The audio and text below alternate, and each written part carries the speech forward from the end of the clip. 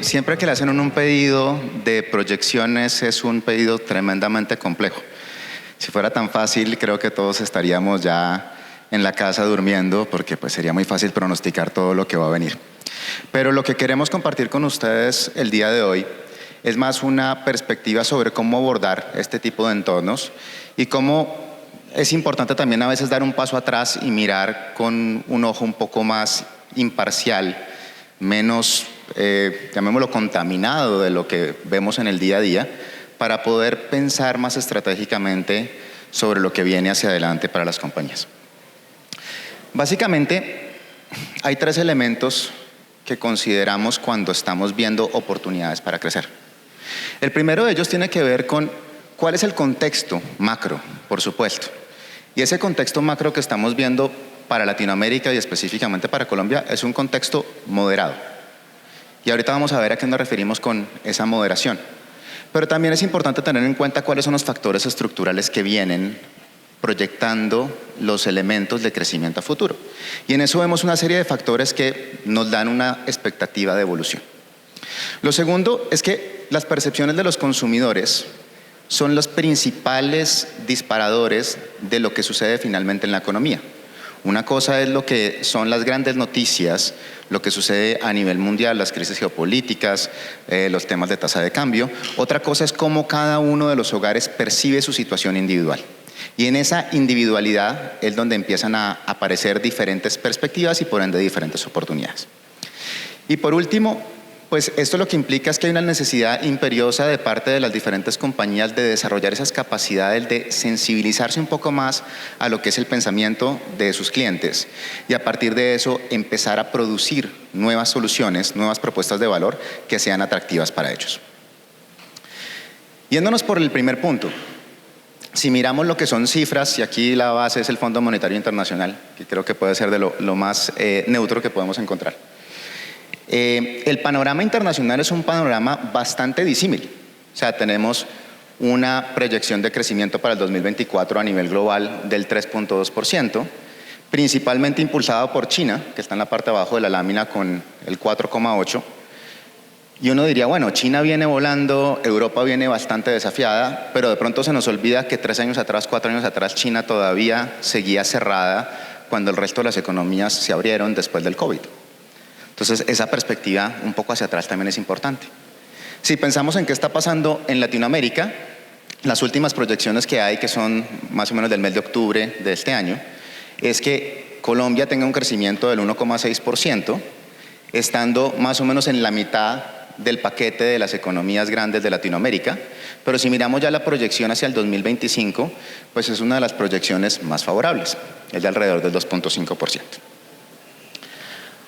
Ahora, estamos muy concentrados en qué se viene, cómo va el trimestre, qué ha pasado a lo largo del año, cuál es la proyección del próximo año. Pero si tomamos una visión mucho más larga y empezamos a mirar cómo son los comportamientos de nuestras economías a lo largo del tiempo, lo que nos damos cuenta es que son bastante cíclicas, y lo vemos aquí con un histórico desde el año 1990. La línea verde oscura es la de América Latina y el Caribe, la línea, llamémosla amarilla, es de Colombia. Y se pueden dar cuenta en diferentes momentos del tiempo, hemos estado un poco arriba, un poco abajo, pero con una tendencia bastante semejante a la del resto de la región. Cuando miramos lo que son las proyecciones a 2024 y 2025, lo que vemos es que nuevamente nos unimos a ese punto medio de Latinoamérica. ¿Eso qué significa? Pues que al final hay una resiliencia en los mercados, más allá de los contextos económicos, políticos que se van encontrando, llega un momento en que se toman decisiones y se activan. Y aquí saliéndome un poquito de cifras, lo que sucede en muchas situaciones, y nosotros que tenemos la oportunidad de estar en diferentes mesas de juntas directivas, de equipos ejecutivos de las compañías, es que hay un pensamiento liderado por personas que como personas naturales tienen un abanico de posibilidades importantes de cómo actuar, que son las que finalmente toman la decisión sobre el comportamiento o las actuaciones de la compañía. Y la realidad es que las compañías tienen mucho menos margen de maniobra que lo que tienen las personas. Si yo tengo una compañía de cientos, miles de millones basada en un determinado país, no tengo la oportunidad de simplemente trasladar esa compañía de país. Y tener la posibilidad de entender qué está sucediendo en ese momento, cómo puedo yo abordar ese contexto cambiante y eventualmente cómo puedo ir construyendo una serie de avenidas de crecimiento para esa situación que igual voy a tener que abordar en el tiempo, es tremendamente importante. Cuando hablamos con empresas que están, por ejemplo, en Venezuela todavía operando, empresas privadas, pues han tenido que navegar en esa serie de entornos complejos durante mucho tiempo y han podido encontrar caminos para seguirse desarrollando. ¿Cuáles son esos factores que les decía yo fundamentales que nos dan elementos para pensar en positivo? Hay factores estructurales. ¿Cuál es mi mercado? Mi mercado es, ¿cuál es la población? ¿Cómo se está desarrollando esa población en términos económicos? ¿Y cuál es la capacidad adquisitiva que tiene? Y aquí hay un elemento interesante porque si uno hace la multiplicación directa de estos factores, pues tenemos una población que sigue creciendo, no estamos sufriendo todavía en estas regiones esos desafíos que ven en mercados más maduros donde las tasas de natalidad se están cayendo dramáticamente. Tenemos una tasa de desempleo que para nuestros mejores momentos está un poco alta, pero que está acercándose cada vez más a lo que son las tasas tradicionales que teníamos en el país. Y luego tenemos un salario mínimo que con las diferentes definiciones que se han dado en los últimos años, pues ha crecido más rápidamente que la inflación, aumentando ese poder adquisitivo de lo que es la gran masa de consumo del país, que son las personas que están en el salario mínimo o hasta 2 salarios mínimos. Ahora, todos estos factores macroeconómicos son muy importantes, pero realmente al momento de tomar decisiones, y en la gran mayoría de los casos acá tenemos negocios que están orientados a, en última instancia, un consumidor final, un cliente final, individuo. Para ellos, el 83% de los factores que influencian sus tomas de decisiones está basado en su realidad particular. ¿Qué es lo que yo estoy viviendo? ¿Cómo está mi situación de empleo? ¿Cómo está mi situación de salario? ¿Cómo estoy viendo yo que me están afectando los niveles de deuda? Y por esa razón, lo que hicimos, y aquí les voy a compartir, es el resultado de un estudio que hacemos con regularidad en BCG sobre ese sentimiento de los consumidores, en qué están pensando. Y aquí vamos a ver algunos elementos que son más macro, mundiales, y obviamente cifras para Colombia. Si vemos cómo piensan estos consumidores, acá tenemos, en la parte de abajo, se los leo porque pronto no se ve tanto, pero hay 5 dimensiones. La bolita roja es el elemento geopolítico, o sea, toda la parte de contexto macro político. La bolita naranja es el contexto económico y la inflación. La bolita verde es la estabilidad de las finanzas personales, la bolita gris la inequidad y la bolita azul la sostenibilidad del cambio climático. Entonces, si pensamos en Estados Unidos, en Alemania, pues el tema geopolítico es bastante preponderante. Cuando ya vamos a otras economías bastante avanzadas, como puede ser Reino Unido, Canadá, empieza a bajar y la parte de finanzas personales empieza a tomar una preponderancia mucho mayor. Y si lo vemos ya desde la perspectiva de los mercados latinoamericanos, sí que transversalmente vemos y con distancia que lo que más guía a las personas en la toma de decisiones son estos elementos de su estabilidad de finanzas personales. Entonces, ¿qué están pensando estos consumidores o estos clientes y cómo se compara con lo que vemos en otros mercados? Y es que, llamémoslo, hay una cierta inflación de nota en aquellos mercados maduros, donde la gente dice que está relativamente cómoda o satisfecha con su situación de finanzas personales, entre los 70 y 80%. Cuando miramos el mercado latinoamericano es una percepción distinta, mucho más baja, entre los 20 y los 40, pero donde Colombia es el segundo mercado en esa lógica de cómo me siento yo alrededor de cuál es mi capacidad financiera hacia adelante. Y luego está cuál es la expectativa que tienen de gasto hacia adelante. Más allá de cómo me sienta, más allá de cuánto dinero tenga, realmente pienso que voy a gastar más o menos el próximo año. Porque quiera o porque me toque, pero voy a gastar más o menos el próximo año. Y ahí lo que vemos es que se invierte un poquito la balanza. Ya los mercados latinoamericanos empiezan a posicionarse mucho más en línea con los mercados maduros. Dicen, yo efectivamente voy a estar haciendo un nivel de gasto superior hacia adelante, y ahí nuevamente Colombia está en un segundo lugar entre las economías principales latinoamericanas. Teniendo eso en mente, ¿qué es importante? Si bien hay una intención de gasto en el neto, también hay cosas en las que la gente ya no quiere invertir, no quiere gastar tanto. Entonces, sabemos que el 66% en Colombia de los consumidores van a querer cambiar esos hábitos de compra. Pero en ese neto, realmente, ¿qué puede cambiar?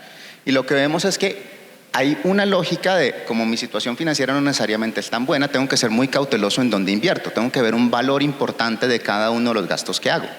Y por eso el 77% dice, yo no voy a gastar en elementos que sean innecesarios.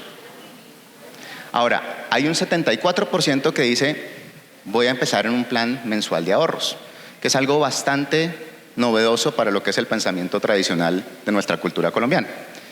Y luego hay un 60% que dicen, los gastos importantes, mientras no sean absolutamente necesarios, pueden llegar a esperar. Entonces, todos estos son percepciones.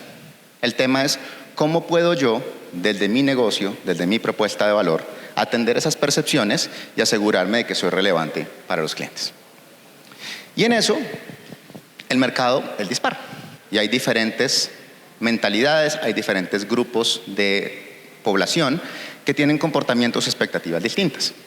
Si lo pensamos desde la perspectiva etaria, es mucho más resiliente y mucho más pro a un mayor nivel de inversión el segmento de los más jóvenes. Cuando hablamos de menores de 35 años, son los que marcan la parada en esa lógica de mayor inversión. Cuando miramos desde la perspectiva de segmentos económicos, pues no es una sorpresa, los ingresos altos tienen una mayor capacidad y una mayor voluntad de entrar en esa lógica de inversiones. Haciendo una pausa ahí, ¿eso qué implica? La misma propuesta de valor, el mismo producto, el mismo servicio, exactamente el mismo precio, va a ser difícilmente atractivo y va a atender las necesidades individuales de estos consumidores o clientes que están en situaciones distintas individuales. Por eso empezar a despromediar la propuesta de valor se empieza a ser bastante relevante. Y si lo miramos desde la perspectiva de categorías, y no lo mapeé aquí porque realmente se volvió demasiado densa la lámina, pero lo que estamos viendo de esas categorías que van en crecimiento versus las que decrecen es bastante opuesto a lo que veíamos hace 2 años. Es cíclico. Los que estaban un poquito atrás, pues van recuperando. Los que eventualmente tomaron una ventaja un par de años atrás, ahora pues van creciendo un poquito más lento. Pero si pensáramos exclusivamente desde la perspectiva del consumidor el próximo año, ¿cuáles son los elementos en los cuales, o las industrias en las cuales creen que van a invertir más? Temas de viajes, electrodomésticos, cuidado personal, automóviles, seguros, vienen a ser bastante relevantes. ¿En qué cosas van a invertir un poco menos? Juegos, servicios móviles, snacks, bebidas, restaurantes. ¿Eso qué implica? Pues que tenemos que profundizar en qué realmente está impulsando el gasto. ¿Cuáles son esas motivaciones primordiales de los consumidores? A partir de eso, tomar una perspectiva que no es igual industria por industria. Cada industria va en un nivel de madurez un poco distinto, va en un nivel de disrupción un poco distinto. Lo que sí es muy claro es que quienes se toman la oportunidad de anticiparse a este tipo de cambios y prever esos cambios, tienden a salir ganadores más adelante. Y en ese sentido, es muy importante separar ese sentimiento de la perspectiva de gasto.